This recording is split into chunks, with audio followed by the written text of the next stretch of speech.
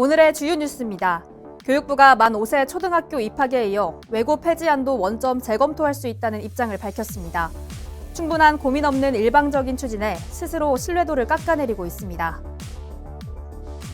취임 후 첫 여름 휴가를 보낸 윤석열 대통령이 오늘 업무에 복귀합니다. 윤 대통령은 낮은 자세로 국민의 뜻을 받들겠다는 의지를 밝히고 인적 쇄신 대신 참모들에게 분발을 촉구할 것으로 보입니다. 미국 중앙은행인 연방준비제도에서 3연속 자이언트 스텝 가능성을 포함한 매파적 발언이 이어지고 있습니다. 미셸 보먼 연준이사는 지난 6일 물가 상승률이 꾸준하고 지속적인 방식으로 하락하는 것을 볼 때까지는 직전과 비슷한 규모의 금리 인상을 논의 대상에 올려야 한다고 말했습니다.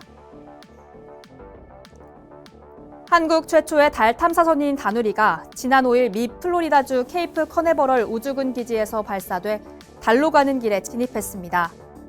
세계과학계는 한국의 첫 우주 탐사선인 다누리가 우주과학 발전에 엄청난 기여를 할 것이라고 기대하고 있습니다.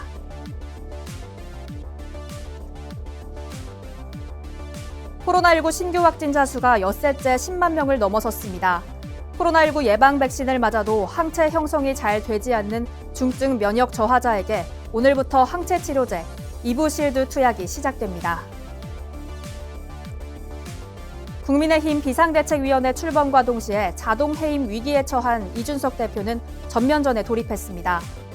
효력 정지 가처분 신청 등 법적 대응 의지를 보이는 것은 물론 지지층을 중심으로 토론회를 열고 탄원서를 제출키로 하는 등 여론전에도 박차를 가하고 있습니다.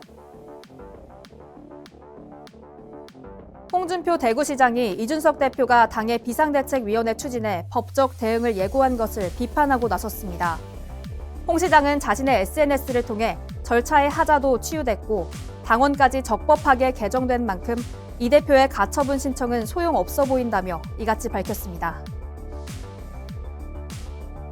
더불어민주당 당대표 2차 경선이 7일 제주와 인천에서 잇따라 치러지는 가운데 이재명 후보의 독주가 이어질지 관심이 쏠리고 있습니다.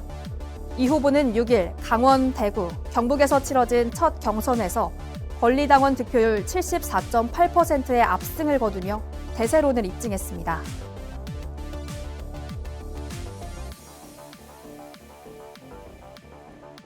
인천에서 흉기로 부인을 살해하고 장모를 중태에 빠뜨린 뒤 달아난 남성이 도주 사흘 만에 붙잡혔습니다. 이 남성은 경찰의 추적을 피하기 위해 휴대전화를 끄고 현금만 사용해왔던 것으로 드러났습니다. 이스라엘군이 팔레스타인 무장단체에 대한 대규모 공습을 감행한 이후 사흘째 교전이 이어지면서 사상자가 빠르게 늘고 있습니다.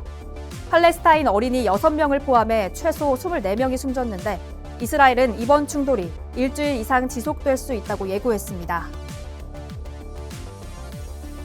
중국이 대만을 포위하듯 벌인 나흘간의 무력 시위가 7일 종료됐습니다. 하지만 중국은 앞으로 서해상에서도 군사훈련을 이어갈 것이라고 밝혔고 대만도 맞대응을 예고해 긴장은 계속될 것으로 보입니다.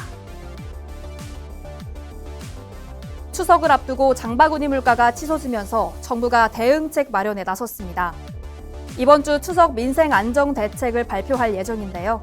수입 농산물에 적용되는 할당 관세를 확대 적용하는 방안을 검토하고 있습니다.